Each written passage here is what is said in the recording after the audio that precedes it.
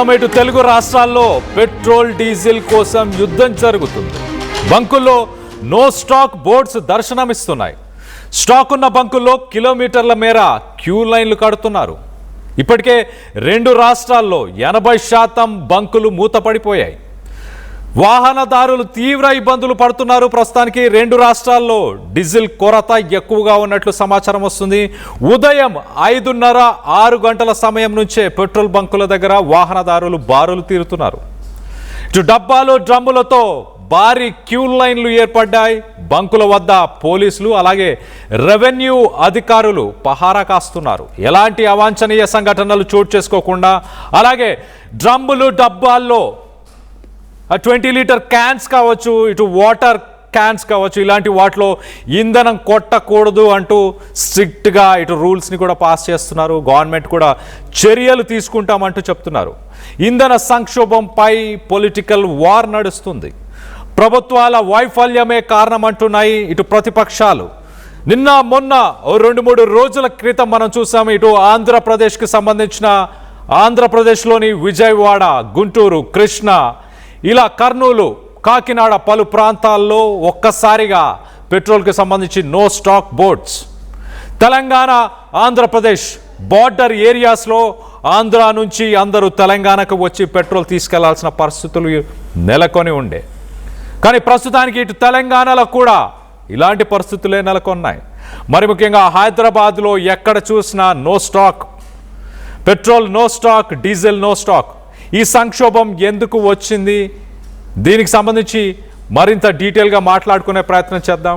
ప్రస్తుతానికి హైదరాబాద్లో ఎలాంటి పరిస్థితులు నెలకొని ఉన్నాయో ఇటు మా ప్రతినిధి నిర్మల ఫేస్ టు ఫేస్, ఒక్కసారి నిర్మల ఏం మాట్లాడుతుందో వినే ప్రయత్నం చేద్దాం.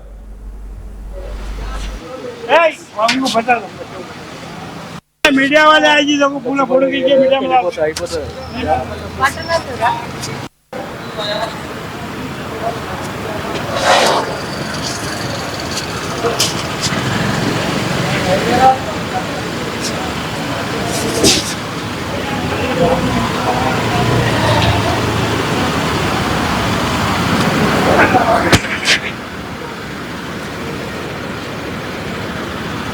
आपकी వచ్చినట్టు అన్లోడింగ్ అయింది.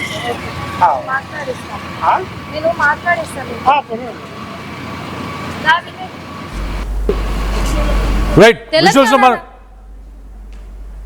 పెట్రోల్ కొరత మళ్ళీ నో స్టాక్ బోర్డులు దర్శనమిస్తున్నాయి అని ప్రజలైతే ఆందోళన వ్యక్తం చేస్తూ ఉన్నారు.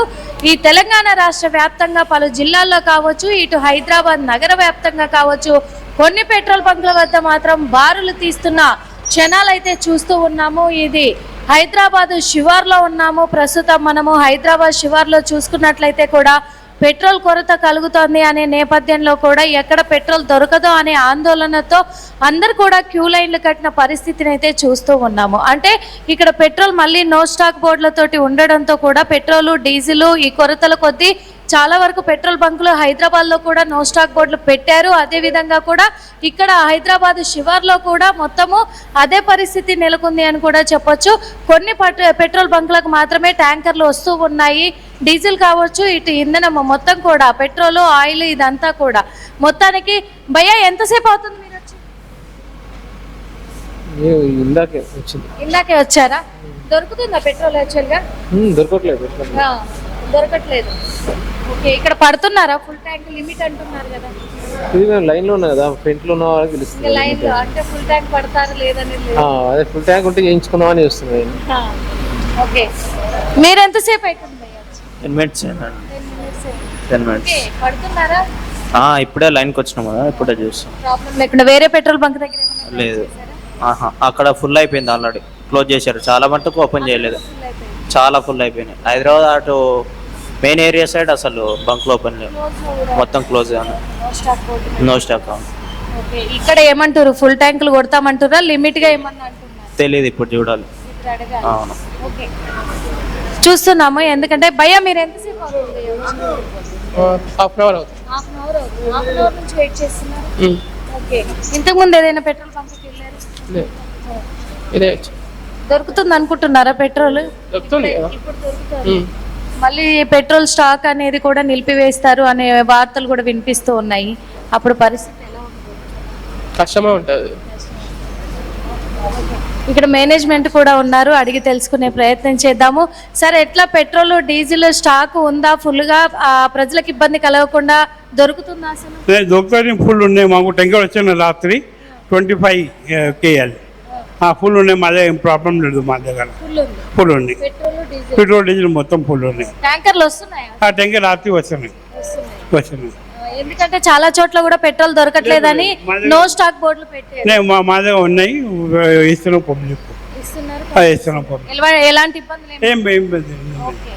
ప్రజలు కూడా ఎటువంటి ఇబ్బంది ఏం కలిగించట్లేదు, ప్రజలకు మేము కలిగించట్లేదు, మాకు ట్యాంకర్లు వస్తున్నాయి అని చెప్పేసి చెప్తూ ఉన్నారు. అటువైపు కార్లు ఇవన్నీ కూడా ఆటోలు వెయిట్ చేస్తూ ఉన్నారు. మరి వాళ్ళకు కూడా అడిగి తెలుసుకునే ప్రయత్నం చేద్దాం. ఎందుకంటే చాలా వరకు డ్రమ్ములలో కూడా పట్టుకోవడానికి వస్తూ ఉన్నారు. పెద్ద పెద్ద ట్యాంకులు, పెద్ద పెద్ద డ్రమ్ములు అవన్నీ కూడా తీసుకొని వస్తూ ఉన్నారు. మరి వాళ్ళకి పడుతున్నారా లేదా అనే కోణంలో కూడా అడిగి తెలుసుకునే ప్రయత్నం అయితే చేద్దాము. ముఖ్యంగా కూడా ఇగో చూస్తున్నాం ఇక్కడ క్యాన్లన్నీ కూడా, అంటే జేసీబీలు నడుపుకునే వాళ్ళు వీళ్ళంతా కూడా వస్తారు. వాళ్ళు క్యాన్లు తెచ్చుకున్నారు. ఈ క్యాన్లు మనకు కనిపిస్తూ ఉన్నాయి. ఇగో క్యాన్లు కూడా మొత్తం తెచ్చి ఇక్కడ వెయిటింగ్లో ఉన్నారు. కానీ మరి పడుతున్నారా లేదా అనేది అయితే తెలీదు. మొత్తంగా కూడా ఇక్కడ కార్ డ్రైవర్ని అడిగి తెలుసుకునే ప్రయత్నం కూడా చేద్దాము. అసలు ఏంటి అనే కోణంలో కూడా. భయ్యా, ఎంతసేపు అయింది భయ్యా మీరు వచ్చి? తెలుగు పెట్రోల్ ఏమంటారు హిందీలో అడగ?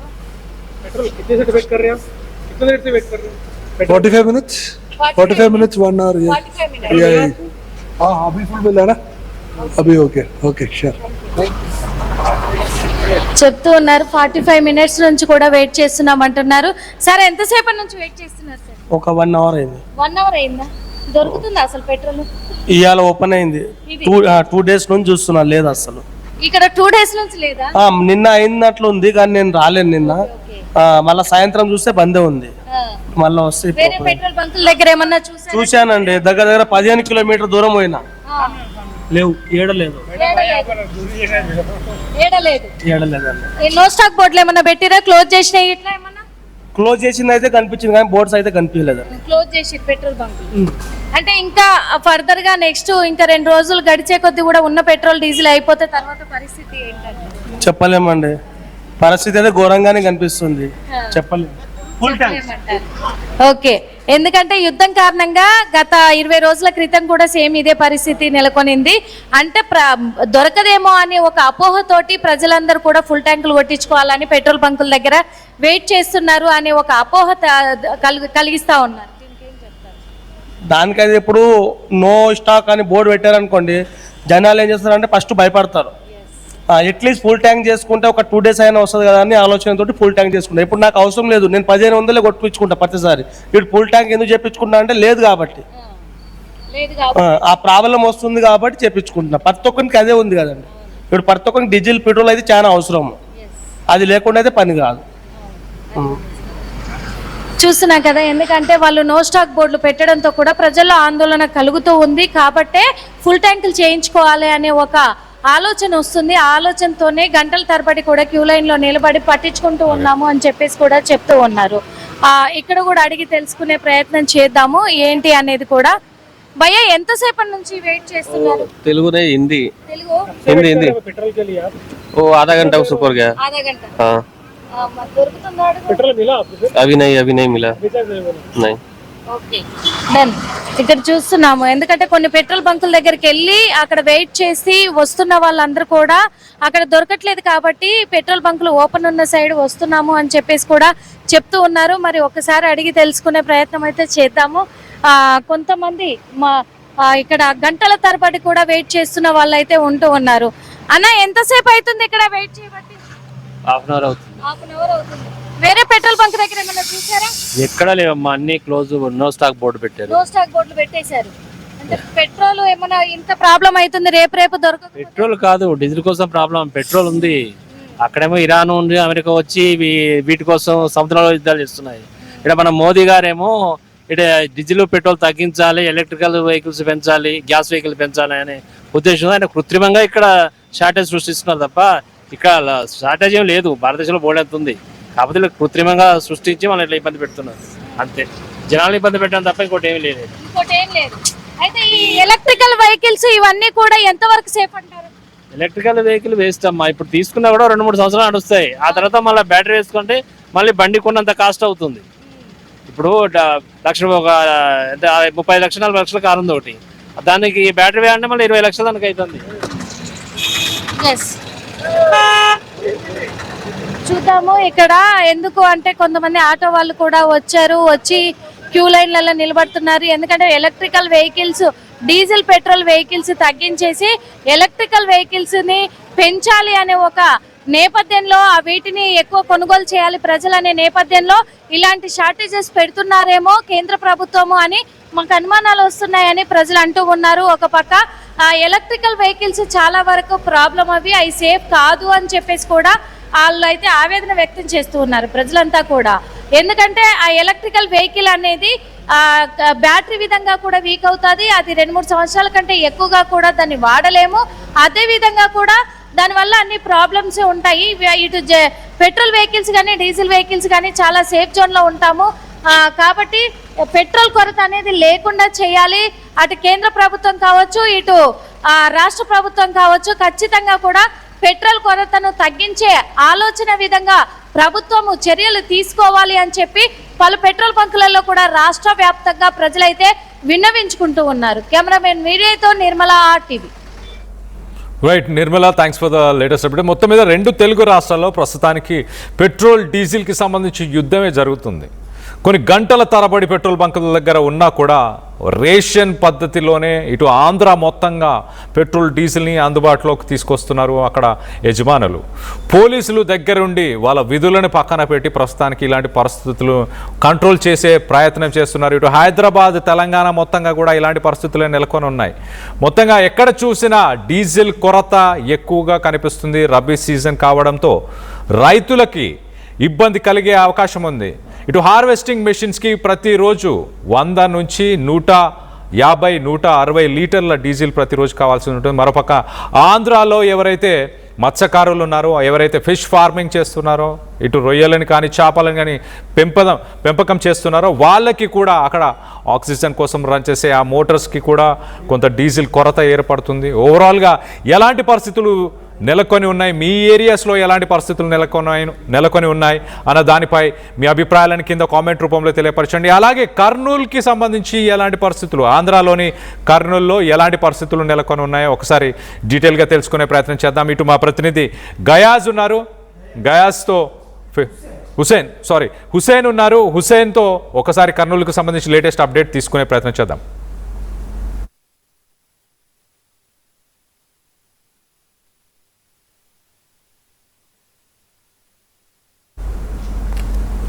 రైట్, కర్నూలులో కూడా అలాంటి పరిస్థితి, సేమ్ సిట్యువేషన్. ఇక్కడ తెలంగాణలో ఎలాగా సిట్యువేషన్ ఉందో అలాంటి సిట్యువేషన్లే ఇటు ఆంధ్రాలో కూడా చూడవచ్చు. ఇటు కర్నూలులో కూడా భారీగా పెట్రోల్ బంక్ దగ్గర ఆటోలో పాటు